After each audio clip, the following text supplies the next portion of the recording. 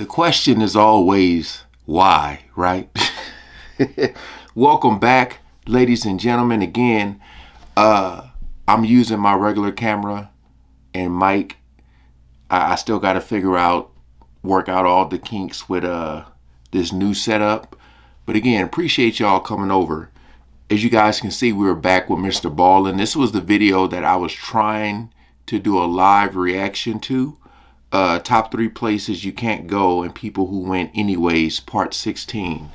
Again, you know, it's like people be trying to have a great story to tell or go viral, and they do these things.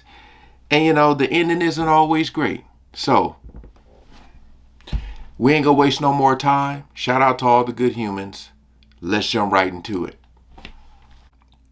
Today, we're going to learn about 3 places that you're not supposed to go and people who went there anyways. But before we get into today's stories, if you're a fan of the strange, dark, and mysterious delivered in story format, then you come to the right channel because that's all we do, and we upload 3 or 4 times every week. So if that's of interest to you, please offer the like button a scoop of their favorite ice cream, but make sure you sneak an elephant laxative into it first. Also, please subscribe to our channel and turn on all notifications so you don't miss any of our weekly uploads. All right, let's get into today's stories.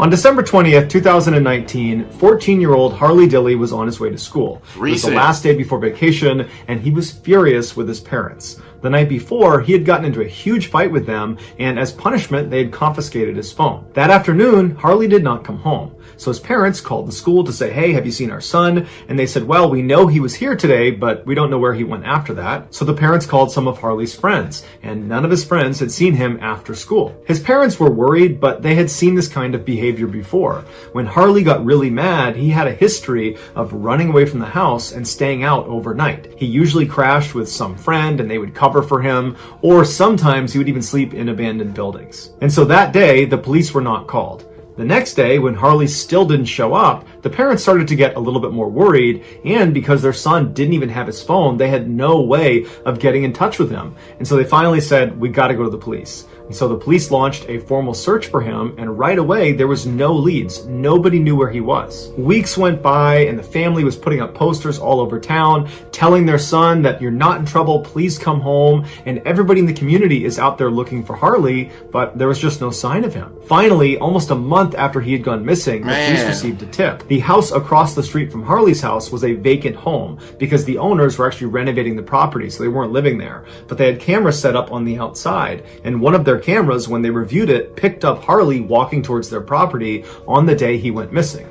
And so the police show up at this property, the owners show up, they give them the key, the police go inside, they're yelling for Harley, they check all the doors and all the windows, and everything is locked, there's no sign of a break-in. They go upstairs, and in one of the bedrooms, they see there's a jacket lying on the ground, and it would turn out to be Harley's. It was the same one he had on when he went missing. And next to the jacket on the ground is this weird metal plate. And so after seeing this, the police believe Harley must be up on the 2nd floor somewhere. He must have been hiding out in this vacant house the whole time. They don't know how he got in, but clearly this is his stuff. And so they start yelling for him and walking around the 2nd floor, and it's crazy, like, how kids like to explore so much. Because, like, I don't know what time he went in the house, but I'm just thinking, like, if it's dark, you know, to not be scared, you know,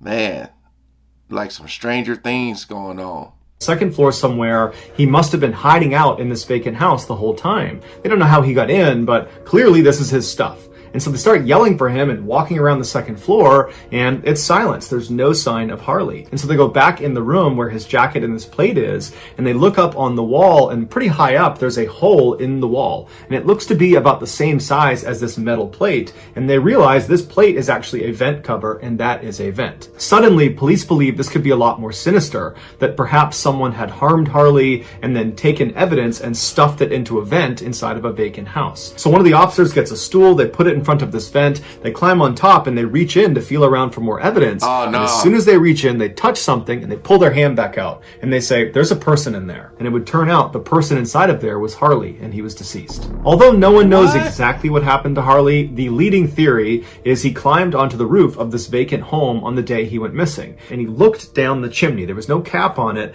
and from his perspective, it looked like he'd be able to fit all the way down to the bottom. But what he didn't know was this chimney was wider at the top, and then as it went down, it got narrower and narrower and narrower, and in fact, the most narrow section towards the lower half, he never could have got through. This was an impossible thing he was trying to do. But regardless, he went in feet first, and he began making his way down, and then about the halfway point, he started to get stuck.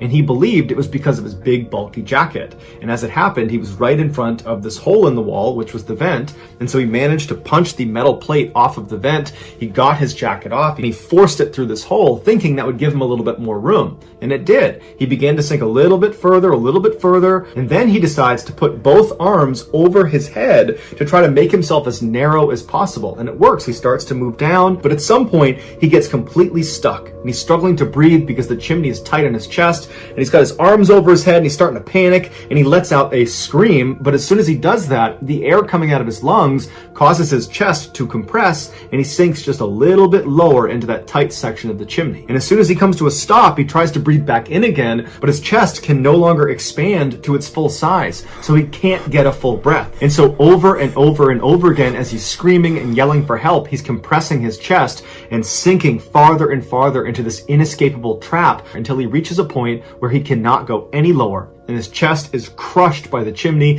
He can barely catch his breath. His arms are stuck over his head, and his feet are dangling off the ground, and that is how he would stay until he suffocated to death. Dang. In 2002, I'm just thinking, like, because they said a month. I'm just thinking why it took so long to think about checking that vacant house. And it's 2019, so my whole thing is like, I'm just wondering.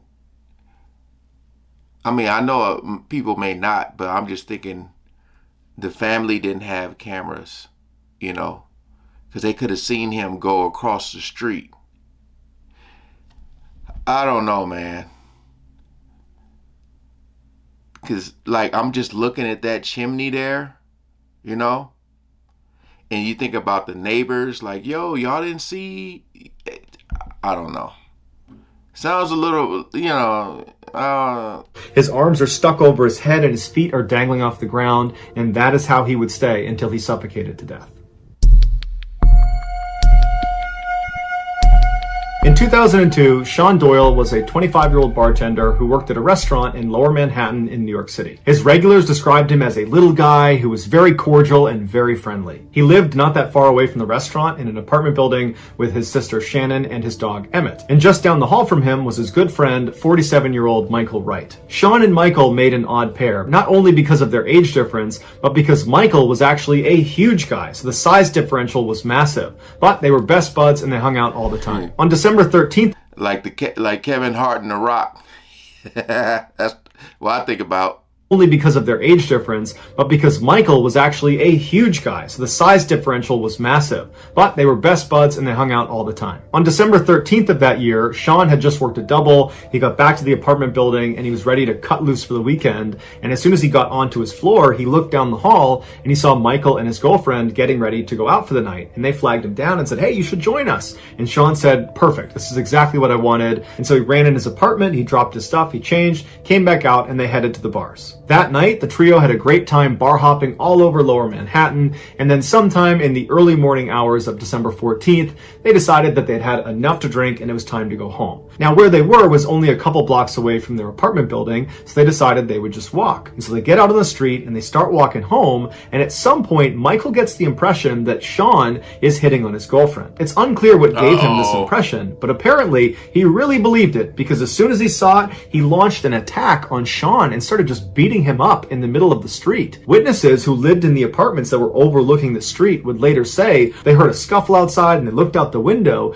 and they saw a big guy wailing on a little guy. Then, with the whole neighborhood watching, the big guy, Michael, picked up the little guy, Sean, and shoved him. And Sean flew backwards and he ran into this plastic chimney that was over this manhole. It was there to let steam escape and also to make sure nobody went in the manhole. But when Sean rammed into it, it toppled over, exposing the manhole, and Sean fell 18 feet to the bottom of it. As soon as he landed, witnesses would say they heard a blood-curdling scream. It would turn out the hole he had fallen into was filled with boiling water and scalding steam because of a nearby steam main leak. When police and paramedics arrived, they heard Sean screaming from the hole, and so they ran over and they get to the edge of the hole and they try to look down to get a look at Sean, but they're hit with the steam and it's so hot, so they had to back up. And finally the steam clears and they get a look at Sean, and he's just standing in the middle of this hole up to his waist in water. He's obviously in excruciating pain, and he's just reaching up for them, his back is arched, and he's pleading with them to get him out of this hole. They turned off the steam main and they tried to lower something down to him to try to pull him out, but his body was starting to shut down and he couldn't grab on. So they considered sending a person down to try to put a harness on him and try to get him out that way, but even with the steam main off, it was over 300 degrees inside of this hole, so no one could go down.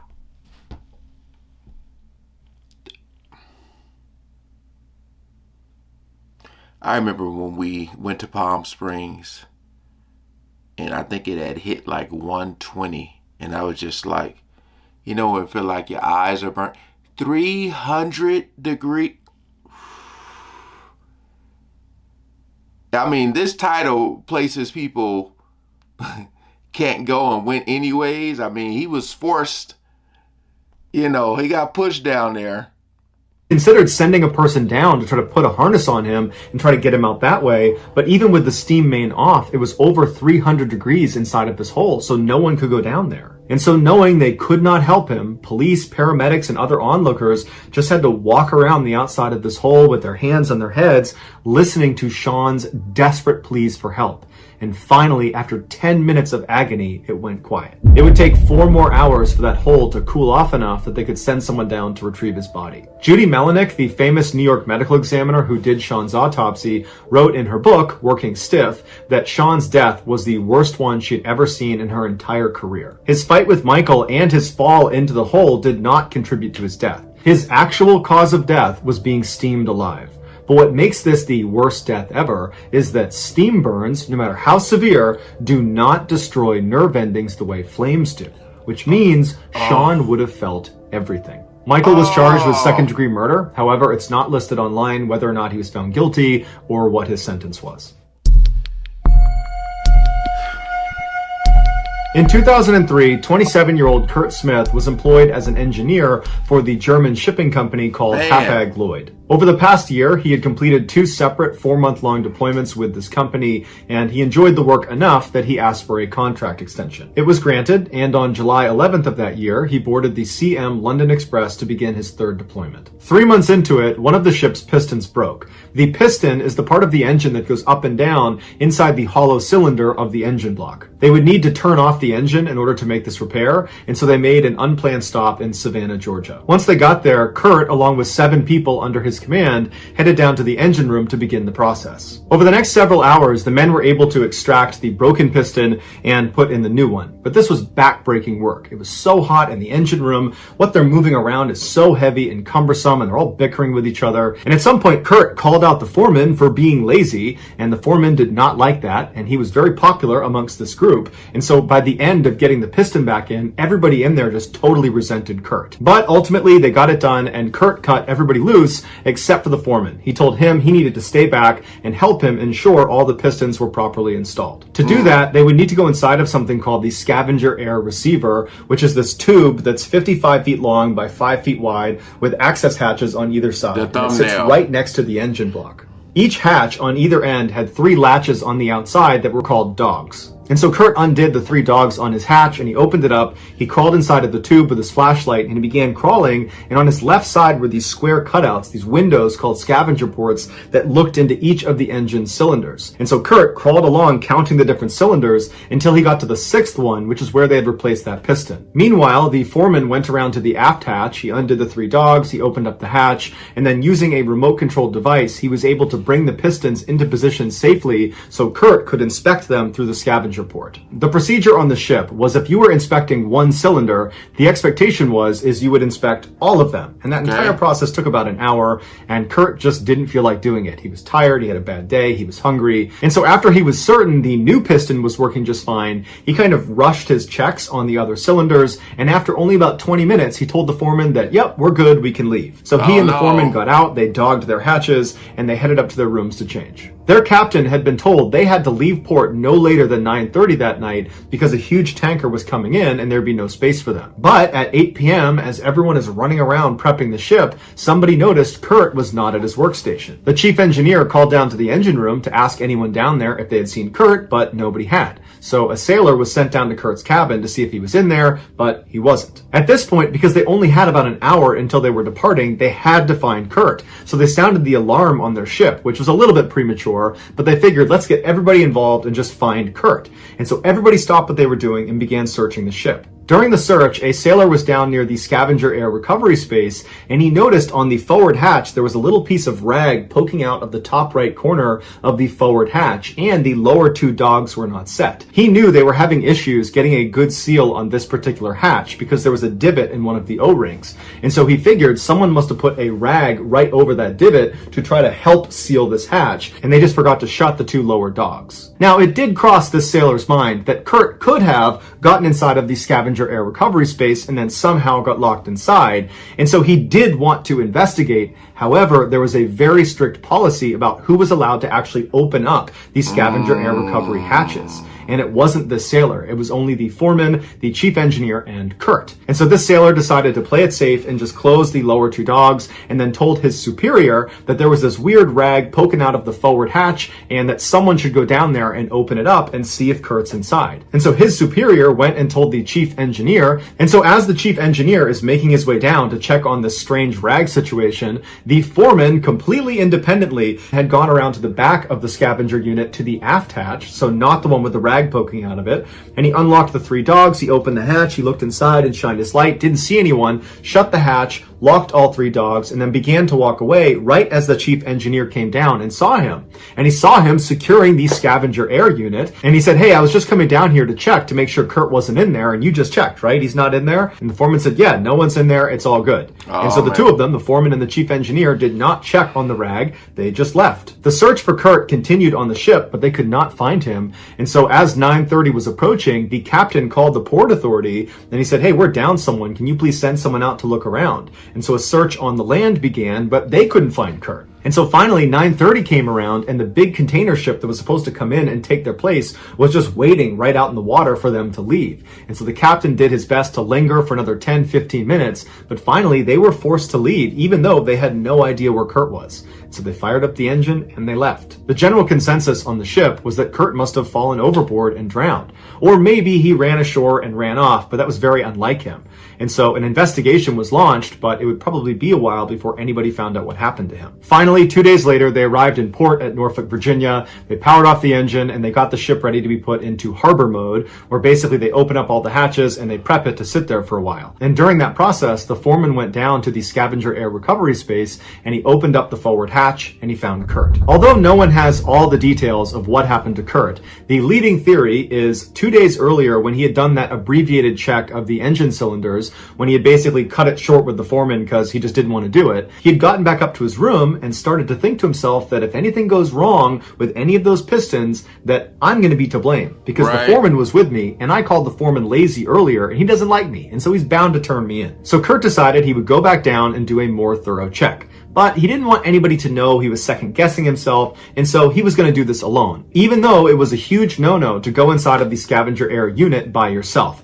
Because if you manage to get stuck in there by yourself, horrible things are going to happen to you, and there's nothing you can do to stop it. But Kurt was confident, so he headed down, he undogged the forward hatch, he swung it inside, he climbed in with his flashlight, and then somehow, once he got inside, he managed to fall backwards and hit the hatch door so hard that it swung shut, slammed, causing the upper dog to swivel and rotate down and lock him inside. He knew that nobody knew he was in there. He had made sure that nobody knew he was in there. He screamed for help, but nobody could hear him. The ship was so loud as it was, and being inside of this tunnel, no sounds getting out of it. And so he's looking around thinking what he should do, and he looks back at the door, the one that's sealed right behind him, and he sees the very top crack, there's a tiny sliver of light. Because even though one dog had sealed him in, because the other two had not, there was a little gap in the seal. And so he thought if he can just wedge his dirty rag into that little space and push it out onto the other side, someone will see it, will clearly recognize there's a foreign object hanging off of the forward hatch, and they'll have to open it up and they'll find me.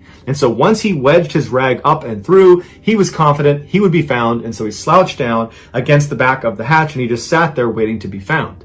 And then a little while later, he heard the sound of somebody not opening the hatch behind him as he thought they would, but instead locking the two dogs, making sure it doesn't open. Man. He must have got up and turned around and screamed for them, but again, they can't hear him. And then a couple of minutes later, on the other side of the tube, 55 feet away, the aft hatch opened up briefly. Somebody shined their light in. It didn't hit him. He tried to yell for them. They didn't hear him. Damn. And then he saw them shut the hatch, and he heard the sound of them locking all three dogs. At this point, you got to figure that Kurt's fear is at a primal level. He knows at any moment, if somebody doesn't get him out of here, this is going to become a death trap. And so as he's looking around, just wondering what's going to happen, he would have felt the incredible pressure start to build up in his ears. It would have taken him to his knees, it would have been crushing in his skull, and he would have heard the sound of each of the hatches being pressed up against their O-ring as the room began to pressurize. And then he would have heard the sound of the pistons beginning to churn inside of the engine cylinder right next to him.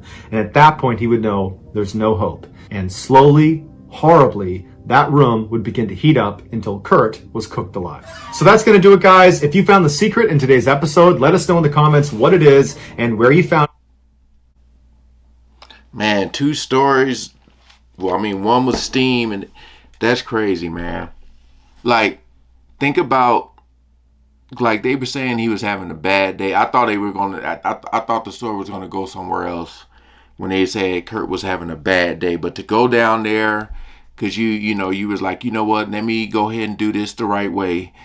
And I don't want to tell nobody. And knowing that's not a good idea. I love the way Mrballen, like at the end there, he explained, because I'm like, what happens in those things, and the way he just explained what, the way he just said what he said, because I was wondering, like, what was going to happen. Dang. But still, man, I'm just thinking about that story with the kid. I'm glad we got cameras, man. So glad, because you just never know. Just for your neighbors, sometimes the camera at your house benefits the neighbor's house, But again, appreciate you guys coming over. Like I said, I'm going to try to work out all these kinks. But yeah, thank y'all so much. Shout out to Mrballen, and make sure you're subscribed to his channel, man. Peace out.